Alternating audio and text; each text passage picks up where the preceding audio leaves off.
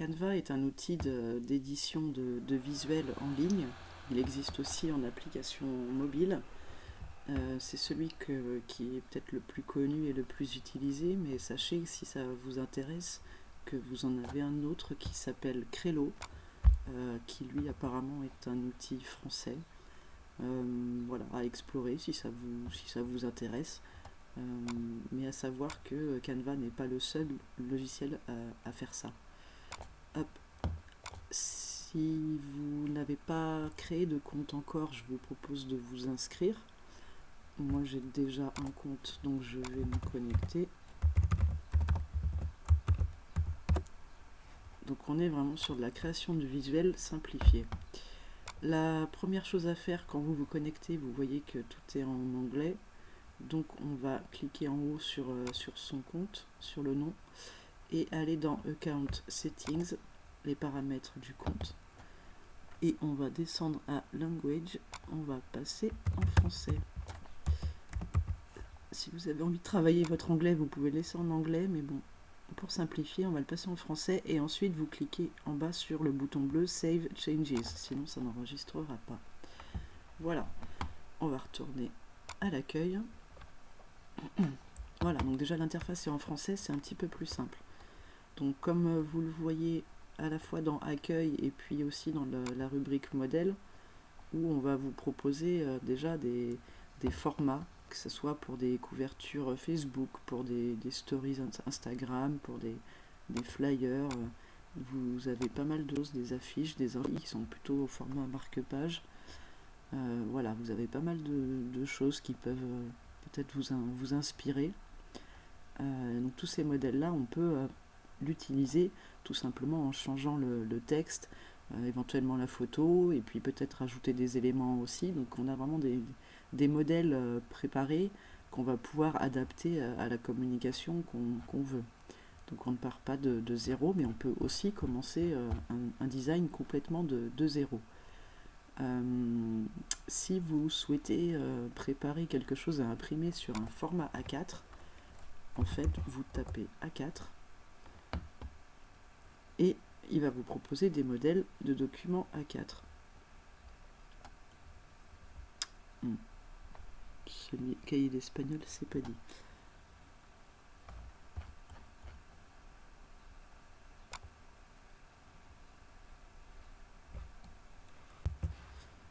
Alors, j'aurais voulu un modèle vierge. Je vais retourner sur l'accueil plutôt. Accueil A4. Ah, il veut plus. On va prendre ce qu'il me suggère. Document A4. Voilà. Donc document A4. Et là, on a un modèle de document vierge pour partir de zéro. On va passer par là d'abord. Et on va voir un petit peu l'interface. Ce qu'il faut repérer, c'est que partout où vous avez une petite couronne, comme ça ou comme ça, là c'est la partie de Canva qui est payante, donc ça nécessite un abonnement, mais on peut très bien utiliser l'outil sans se servir de ça. En gros, l'interface, on a les petits boutons sur le côté gauche. Donc là on est parti sur un modèle vierge, mais on peut très bien partir sur un modèle déjà proposé. Et en plus c'est des modèles, là on le voit, 1 sur 2, on est des modèles qui ont plusieurs pages.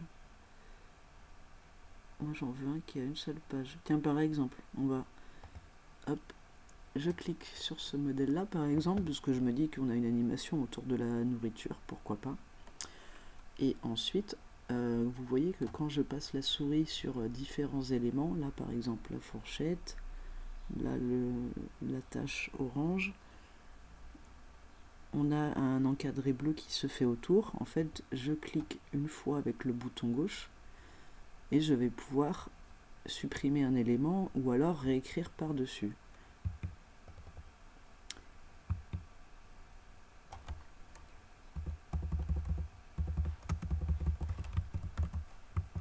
Donc on n'a pas à s'embêter à remettre en forme, etc. Ça va garder la couleur de la police, le style de la police, ça va tout garder. Là par contre j'ai envie de le faire un peu plus large, je déplace mon cadre.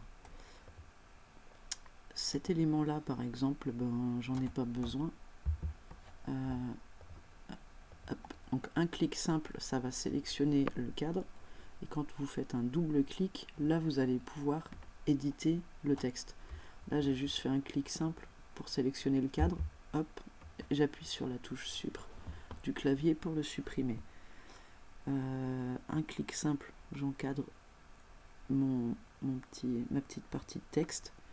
Je double-clique et je vais tout supprimer ça. Qu'est-ce qu'on va pouvoir mettre?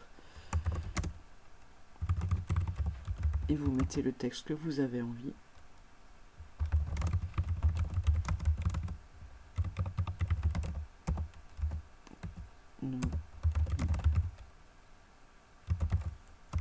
Voilà, on va mettre ça par exemple.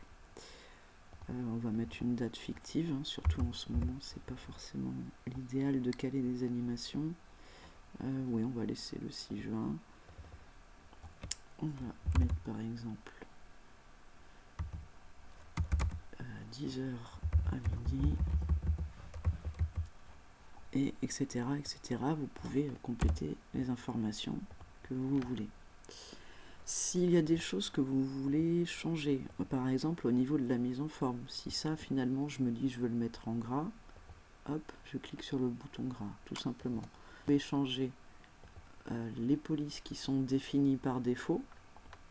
Donc vous voyez, hein, là où il y a les petites couronnes, c'est grisé, c'est payant, mais vous en avez quand même pas mal qui sont gratuites. Vous choisissez la police qui vous intéresse si vous voulez en changer. Vous pouvez aussi changer la taille. Donc là, on est en points, je crois, on n'est pas en centimètres. Et vous pouvez changer la taille. De toute façon, votre document, il est au format A4.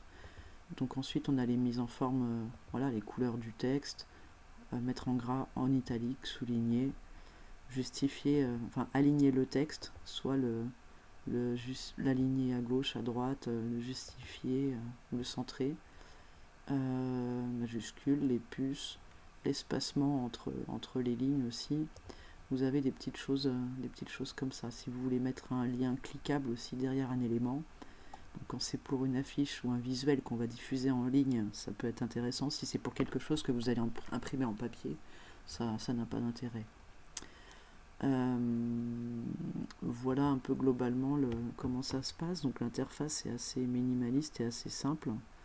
Là par exemple la tâche orange, j'ai envie de la déplacer, donc je vais cliquer une fois dessus pour la sélectionner et on voit qu'il y a des petites choses qui apparaissent, donc ces doubles flèches qui vont nous permettre de changer l'orientation finalement, mais moi je vais le laisser comme ça.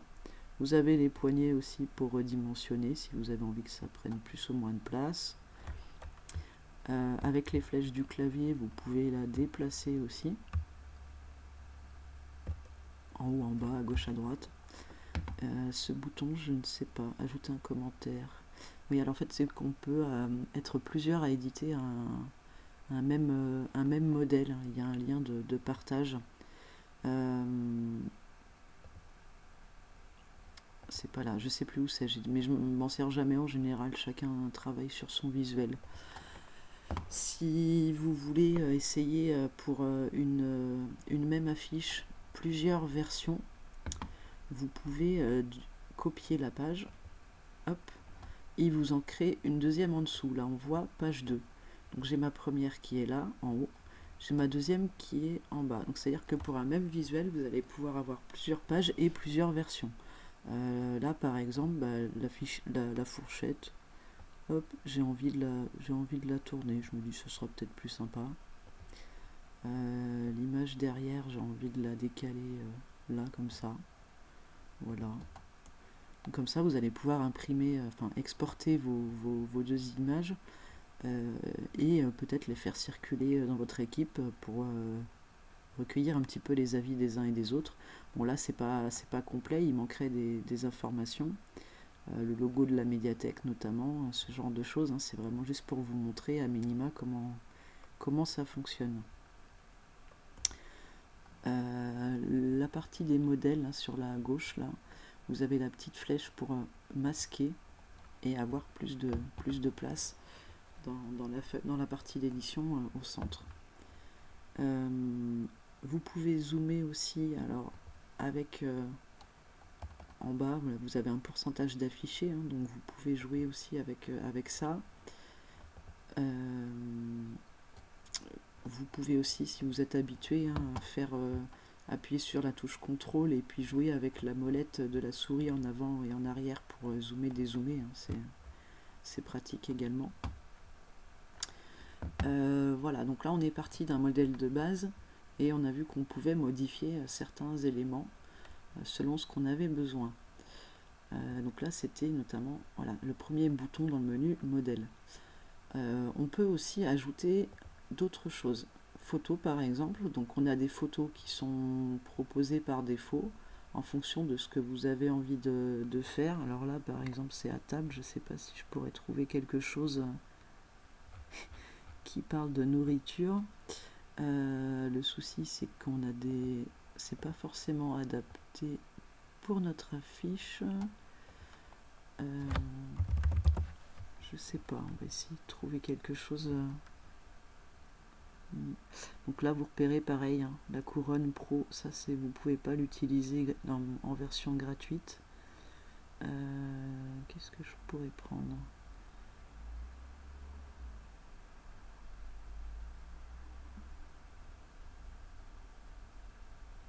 Allez, on va prendre ça, mais c'est vraiment juste pour la forme, pour la démo.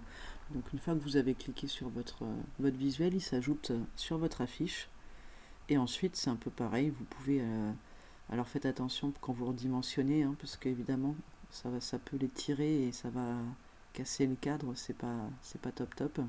Quand vous faites une erreur comme ça, que vous voulez revenir en arrière, en haut vous avez la flèche annulée ou CTRL Z. CTRL Z, c'est un raccourci clavier qui sert pour tout, et ça vous permet de revenir à l'étape précédente. Ouais, donc moi je vais plutôt le... Alors pour le déplacer, vous pouvez faire avec les flèches du clavier, hein, mais si vous maintenez le clic de souris, vous pourrez le déplacer aussi où vous voulez simplement. Alors moi je vais le réduire. Le mieux pour réduire et que la largeur et la longueur soient proportionnelles, le mieux c'est de prendre le petit rond, là, la poignée qui est vraiment dans l'angle de l'image. Si vous prenez la poignée qui est sur la longueur ou la largeur, ça va déformer votre image. Mais si vous prenez celle qui est vraiment dans un angle, les proportions sont conservées. Donc là c'est pas très beau ce que je fais, mais c'est vraiment pour vous montrer comment ça fonctionne. On peut aussi ajouter des éléments. Ça je m'en sers pas mal. Donc vous avez pas mal de choix aussi. Par exemple, tiens, ce petit oui là, ça j'aime bien. Je clique dessus. Pareil, ça s'ajoute. Je le déplace. Avec ça, hop, on va le mettre en plus petit. Voilà, on peut rajouter des éléments comme ça. Qu'est-ce que je peux rajouter d'autre? On va rajouter un petit rond. Alors le rond là par exemple, on va changer la couleur. Donc je clique sur le carré de couleur. Je vais essayer d'avoir... alors il a déjà repéré les couleurs du document. Donc le bleu là de la fourchette et de la table. Le violet là pour les petits traits, donc ce qui permet quand on rajoute des éléments de pouvoir avoir le même code couleur. On va mettre du violet, voilà, c'est un peu harmonieux comme ça. Donc plutôt d'avoir des choses assez patchwork. Même celui-là j'aurais pu on va le mettre dans une couleur déjà existante. Hop. Donc c'est bien d'avoir plusieurs couleurs, mais essayez de ne pas en avoir plus de 3, parce que sinon ça fait un peu arc-en-ciel, c'est pas très très beau. Je vais revenir sur mon rond. Pareil, on le redimensionne. Alors, je vais enlever la photo parce que c'est vraiment pas beau avec. Hop, il n'y avait pas. Super. Voilà. Je vais garder mon rond. Hop. Et imaginons par exemple, là j'ai mis un rond, mais j'ai envie de mettre du texte à l'intérieur. En dessous du bouton élément sur votre gauche, vous avez texte. On vous propose différents niveaux de texte et aussi des modèles de texte. Alors là, ça va vraiment reprendre l'affichage tel quel, avec les polices déjà prêtes à l'emploi, et vous aurez juste à modifier votre texte. Moi je vais juste prendre, ajouter un sous-titre par exemple, parce que la taille me paraît bien. Hop, et je vais le positionner dans mon rond. On va juste mettre que c'est gratuit par exemple. Hop, gratuit. Hop, alors, on voit les petits traits roses qui me permettent de voir que gratuit est vraiment centré au milieu de mon cercle. Et ça, c'est pratique. Comme ça, vous êtes sûr que c'est bien au milieu.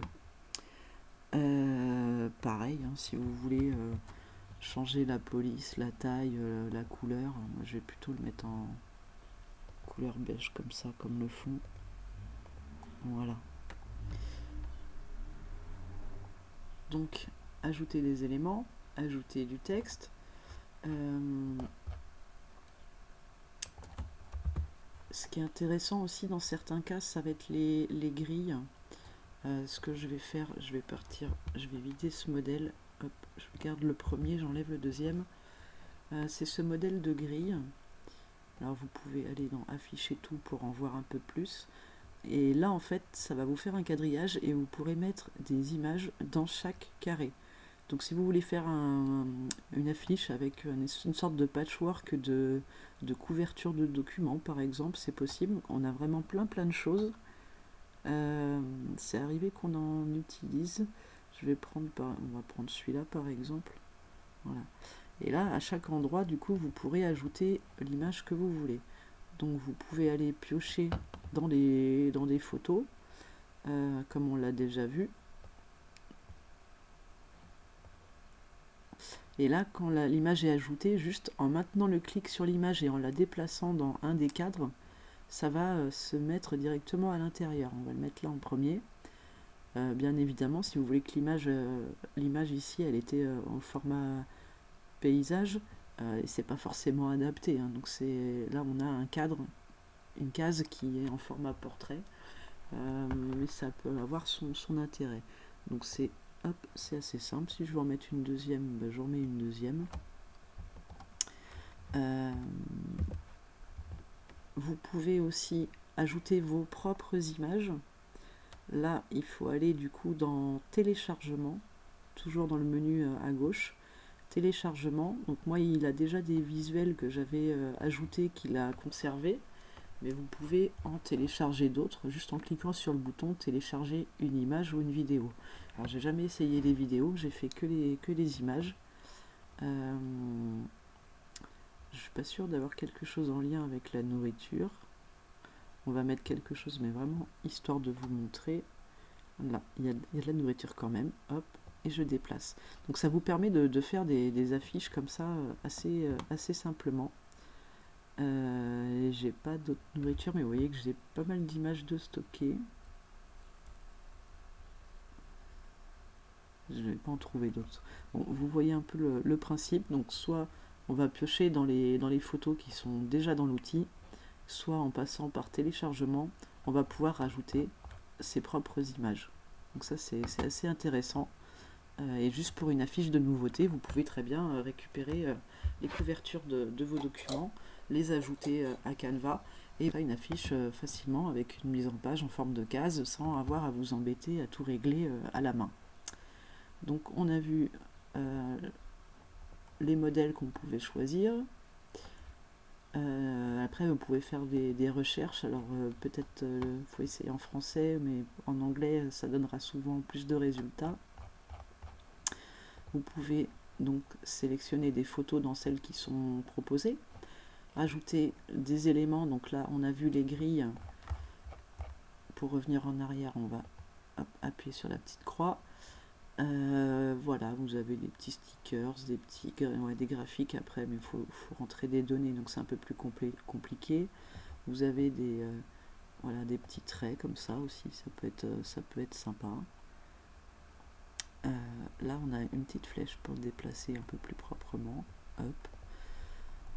Voilà, vous avez énormément de choses et ça s'étoffe au fil du temps, donc faut vraiment explorer tout ça, mais il y a des trucs très intéressants qui permettent de faire des choses visuelles plutôt jolies sans trop de connaissances. Le texte, alors je vais supprimer cette feuille Hop, on va rajouter une autre.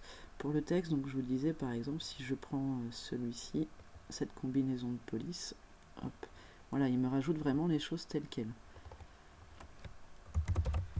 On peut toujours éditer le texte en double-cliquant dessus. Et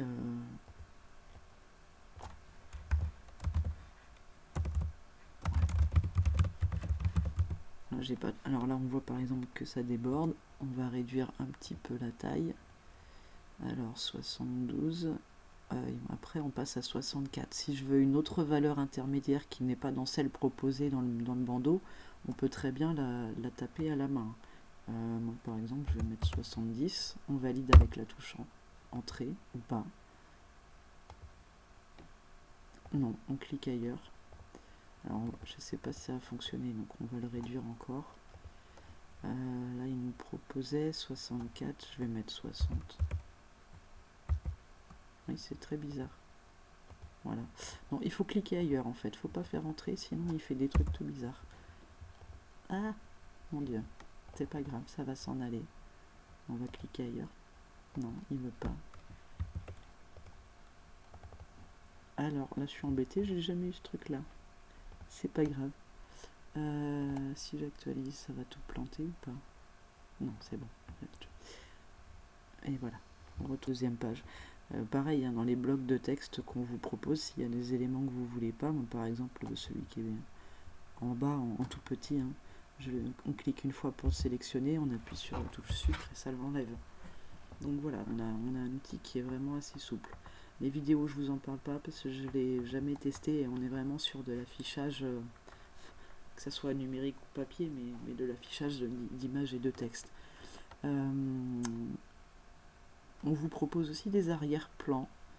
Hop. Donc soit avec des motifs, soit avec des couleurs unies. Hein. Mais ça peut être avec une palette de couleurs aussi. Hein, qui est, vous avez pas mal de choses. Donc voilà globalement comment ça fonctionne. Donc pour supprimer petite corbeille, celui-là je vais l'enlever parce que j'avoue qu'il n'est pas très beau. Celui-là il est pas mal, je vais le garder.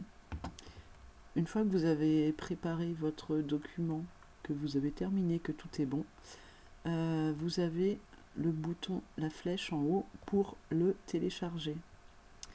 Il va vous proposer de le télécharger en JPEG, en format image, en PNG, qui est un format image aussi, mais qui est plutôt à privilégier parce que on va moins perdre de qualité. PNG et JPEG, c'est des formats compressés d'images, mais PNG ne dégrade pas la qualité. JPEG, on va avoir une petite perte. Donc si vous pouvez, autant privilégier le PNG. Et vous pouvez aussi l'imprimer au format PDF. Donc moi je vais l'imprimer par exemple, télécharger.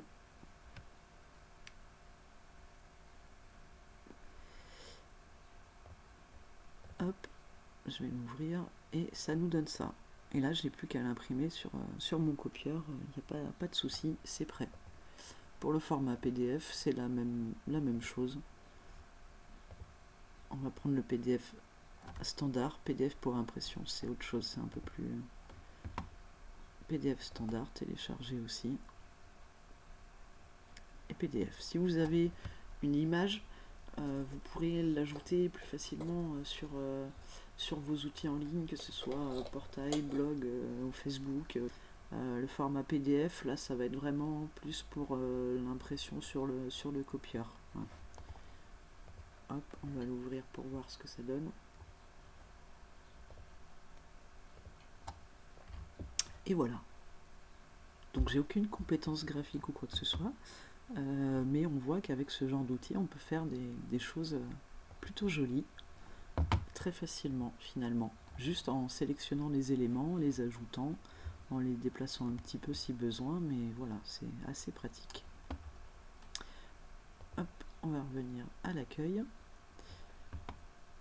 Vous n'avez pas à vous occuper d'enregistrer ou pas votre modèle en fait, parce que dans tous vos designs, vous allez le retrouver Voilà, il va les agréger et il m'a gardé mes 2 pages d'ailleurs. Je ne sais pas trop pourquoi j'en avais supprimé une. Non, c'est un petit problème de cache. Bon, je pense que quand j'y reviendrai, ça sera supprimé. On va actualiser la page. Hop. Donc tous vos designs. Donc il enregistre automatiquement tout ce que vous faites en fait. Moi, vous voyez que je m'en suis servi déjà pour pas mal de choses. Au format marque-page que j'imprimais en petit pour distribuer, mais que j'imprimais aussi en grand pour un affichage sur une porte par exemple. Donc là c'est pareil, c'est un modèle d'infographie que j'ai utilisé. Dans les modèles Canva, il y en a pas mal de proposés qui peuvent être vraiment très intéressants, surtout en bibliothèque où le format marque-page fonctionne bien au niveau de la com. Donc ça c'est assez pratique. Et pas mal aussi pour des bannières Facebook, que ce soit pour des événements ou pour la grainothèque, faire un appel à graines, etc. Pour l'ABF aussi, je m'en suis servi. Donc on sait qu'il nous sert vraiment pour des bannières Facebook et faire plutôt des affiches, des visuels au format marque-page qu'on pourra imprimer en petit et en grand. Donc on peut faire vraiment énormément de choses. Hein. Ça, je vous montre un petit peu comme ça vous permet de voir le potentiel de l'outil. Et ces visuels, vous pourrez aussi les classer en dossiers, parce que dans tous vos designs, il va tout vous mélanger. Mais vous pouvez créer, dans la version gratuite, 2 dossiers. Après, il faut passer en version payante. Moi, j'en ai créé un, histoire d'arriver à gérer un peu la schizophrénie. Il y en a un qui est dédié uniquement aux visuels que j'ai pu faire pour l'ABF, et un autre qui est pour les visuels que je peux faire pour la médiathèque. Comme ça permet de retrouver, quand on en a beaucoup, c'est plus simple de les retrouver. Et comment ça fonctionne? Donc dans tous vos designs, par exemple, le dernier que j'ai ajouté, ça servait pour une formation ABF. Je vais le sélectionner, cocher la petite case, et tout en bas, on a un dossier. Déplacer dans le dossier, je clique dessus, et il me demande où est-ce que je veux l'envoyer, dans le dossier ABF, déplacer ici, et c'est bon. Hop. Donc tous vos designs, ça va vraiment tout reprendre. Mais ensuite, vous pouvez affiner en dossier, en allant dans le dossier qui va bien, et là je retrouve celui que j'avais. Donc voilà un petit peu comment fonctionne Canva. Si vous voulez des formats plutôt marque-page, alors couverture Facebook, je ne sais plus comment ça s'appelle, parce que c'est intéressant. Des modèles pour faire des newsletters aussi, c'est pas mal. Vous avez vraiment de tout. Et voilà, vous avez une rubrique aussi, alors marque-page, pareil, ça peut être hyper intéressant. Mais je cherchais les infographies. Je pense qu'on va taper infographie parce que sinon on va pas y arriver. Voilà. Je vais rien sélectionner. Je vais juste cliquer sur entrée. Voilà. Et là on retrouve les infographies dont je vous parlais tout à l'heure. Vous avez pas mal de modèles au choix. Donc il y a vraiment de quoi faire. Voilà. Donc j'espère que ça vous aura donné envie de créer vos communications directement avec cet outil-là. C'est vraiment très pratique.